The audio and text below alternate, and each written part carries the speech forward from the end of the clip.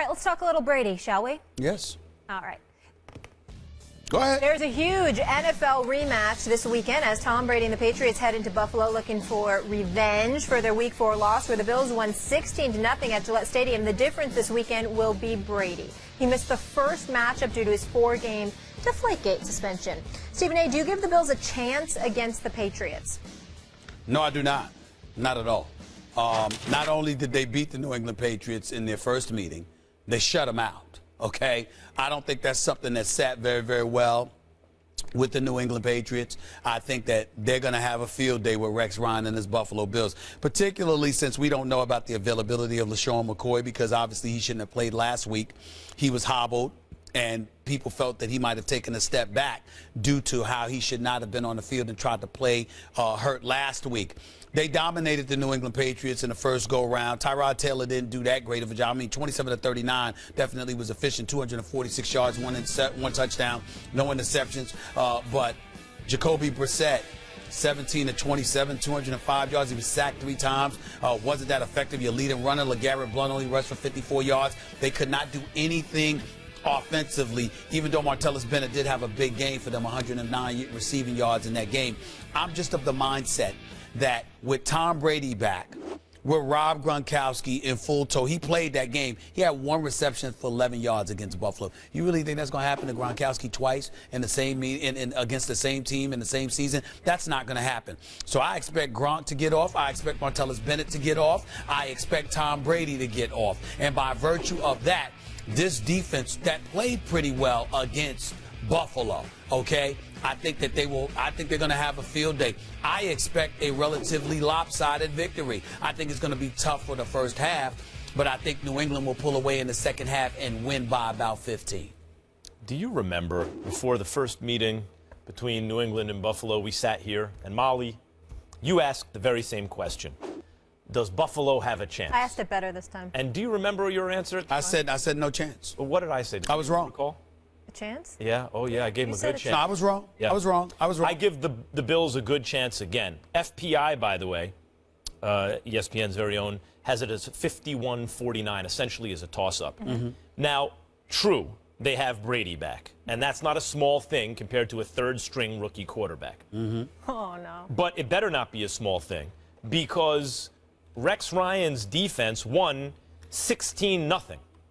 So you get 3 points. When odds makers do the odds, they do the spread. You get 3 points for being at home. Okay. That's a 6-point swing because now they're playing at Buffalo. Okay. So that's like winning 22-0. If you were set, if you give them 3 and 3, that would mean that Tom Brady now has to be 3 touchdowns and a field goal better as an offense. You add Tom Brady, he has to be 3 touchdowns and a field goal better for the Patriots offense. Let me put you on pause with a question there. Yeah. You don't think Tom Brady could be 3 touchdowns better than Jacoby Brissett? Oh, no. But that's to win. That gives the Patriots a chance. We're asking here, do the Bills have a chance? Should the Patriots be favored? Yeah, I'll tell you why the Patriots should be favored.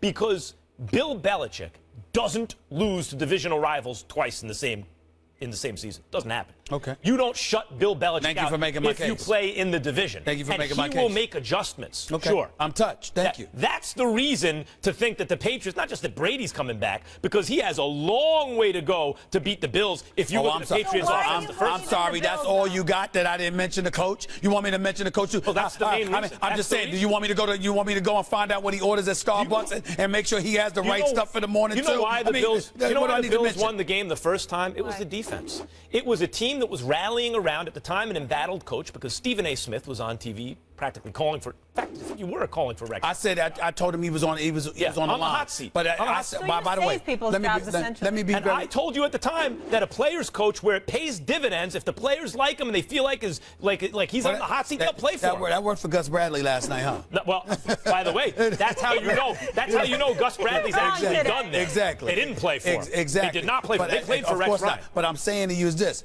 Rex Ryan is still on the hot seat. Let me be clear. I haven't let him off because I don't give give a damn if the Buffalo Bills win 11 games this year. I don't care if they go 11-5. If they don't make the playoffs, it will mark the 6th consecutive year that Rex Ryan has been a head coach and his team has missed the postseason. That is egregious for you to still remain a head coach. I have no doubt that he deserves to be a defensive coordinator. And by the way, even that's a question mark right now, because I don't know if you've noticed, not only did you fire your offensive coordinator, Greg Roman, and bring in someone else, and they've been 4-1 ever since, you also took away play calling duties on defense. You've left that up to Dennis Thurman. So let me get this straight. You got an offensive coordinator handling this business. You finally step back and let your defensive coordinator do the job instead of you trying to do it for him, even though you brought in your brother to help out. And I'm just saying, okay, if that doesn't get you to the playoffs, you've tried it every other way. Then you need to go. If you think the Bills don't have a chance, because here comes Tom Brady. That's what I believe. And now the defense, that's what I believe. They're not going to shut him out again. That's what I believe. They don't have to shut him out. But as I mentioned, you got a lot of points to make up with Tom Brady in the offense, number one. Number two, the Bills on the season are leading the league, number one in the NFL on sacks per attempt. Yeah. Number one. All right. They get to the quarterback against everybody, not just the Patriots. Well, let me say this. They are an elite defense that the Patriots are now facing. Let me make this point for clarification when I say I don't give the Bills a chance. That means under no circumstances am I envisioning a scenario where they will win. I'm not saying that. I'm not saying it's not going to be a tough match, or it can't be tough, or it can't end up being a nail biter, even though I don't believe that.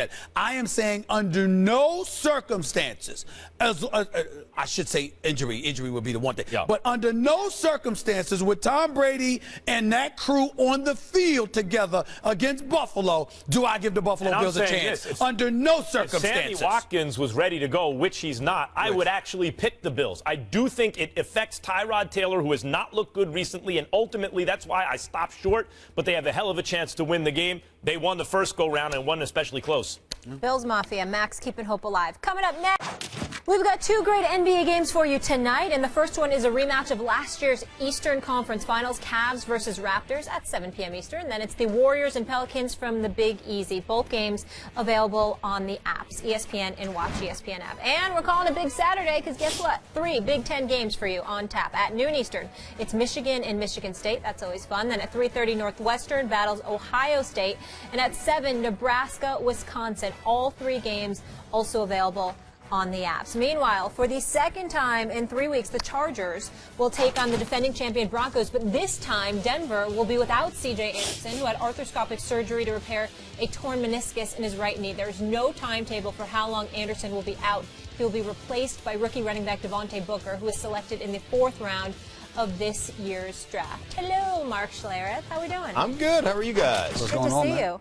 And we're going to see you later because you're hosting NFL Live with Teddy Bruschi. We heard rumor on the street. Yes, this, tune in and see the train wreck that is That's Teddy gonna and be I great. hosting NFL Live together. And I'm sure it's very Trey tough gets for a you day guys off. to sit there and talk football. I believe in you, man. Oh, thank you. I believe in you. I expect great things from you and Teddy. Yeah. I mean, everybody looking at you saying, "Oh, we happy, Stinking, and Teddy, they're gonna do great. They're gonna do great. Oh, good luck, guys."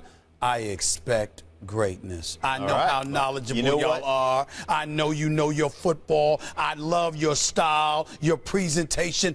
I expect greatness. The man hasn't slept in 4 consecutive days. I'll be watching. Now, you know what? The worst thing that happens is I can embarrass myself.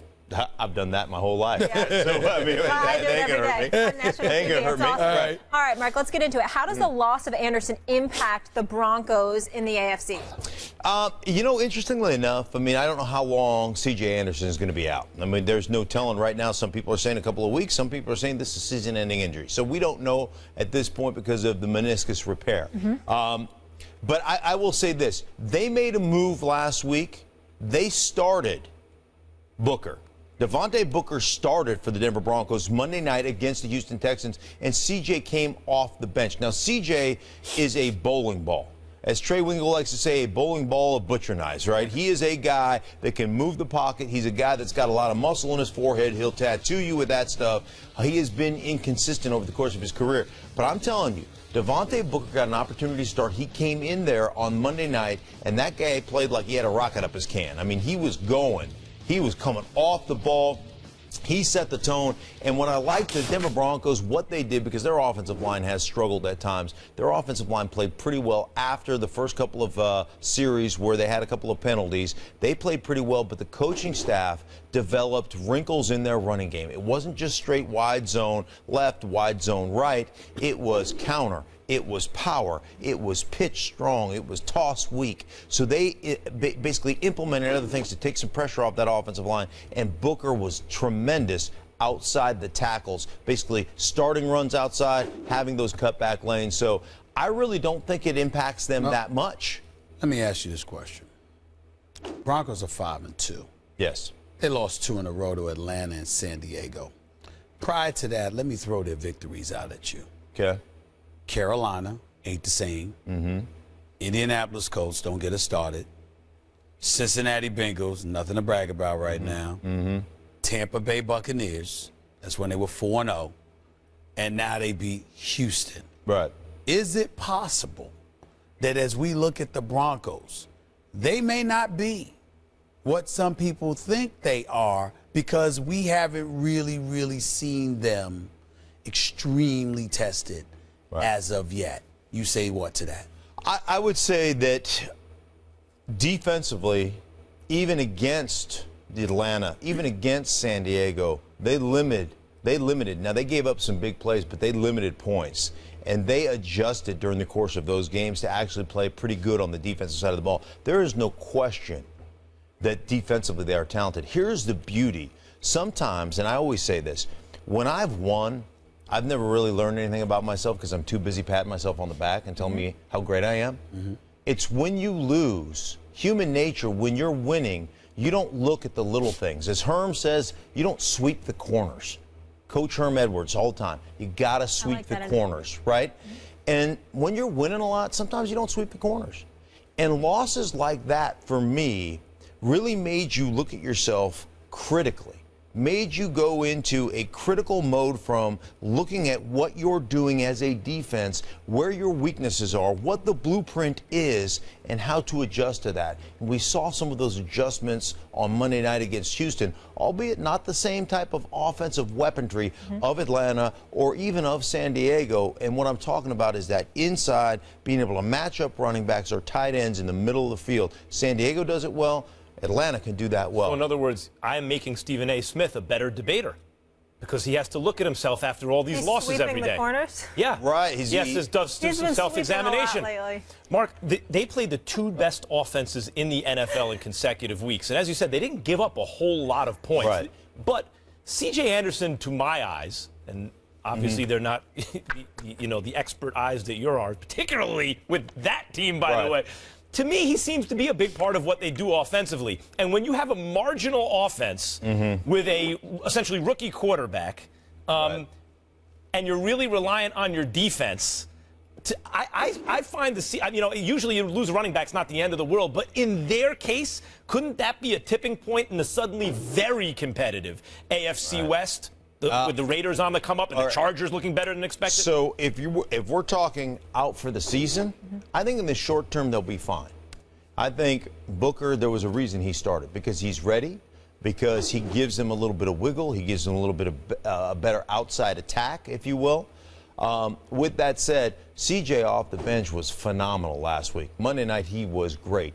And when you talk to guys inside the Broncos organization, they'll tell you he's one of the smarter players they have, especially in pass protection. So that's going to be cause for concern long term. If he can't come back, what you really miss from CJ is at the end of the season, he always seems to get better. He always seems to get stronger, and he always seems to be the guy that becomes that battering ram toward the end of the season. So that's where I would be concerned. But in the short term, I'm not that concerned. Real quick question. With CJ being gone, A, what's that going to do to Trevor Siemian and what he's going to have to do? And B, what should we look at in terms of the AFC West and as to whether or not Oakland and Kansas City can, usurp Denver? Right. I think there's a couple of different things. Now, for Trevor Siemian, it puts more on his shoulders. He's still essentially a rookie quarterback. But it puts more on his shoulders there's a lot of opportunities basically in a check with me package. If this, check to this. If that, check to this. That's how they run it in Denver. So it puts more of that onus on him to be able to recognize a bad play into a bad defense and be able to switch those. You saw him do it Monday night. I would expect him to have to actually take more of that weight upon his shoulders. So that's where Trevor Siemian comes on. That's really that's the biggest issue, I think. Puts more of the weight on Trevor Siemian, but it puts weight on everybody. When you lose players, it's always one of those things as an organization. You say we all have to step up. They still the best team in the AFC West? I think that they are defensively. I mean, you look at Oakland, they've got defensively, they're the worst in the league right now. In Kansas City, I still am concerned long-term offense if they can consistently win the big games with their offense. But it's a tight division. There's no question about that. Mark, thanks for being with us. We'll check you out on NFL Live. Have a wonderful weekend. It is a pleasure. You guys do the same. We'll see you next week.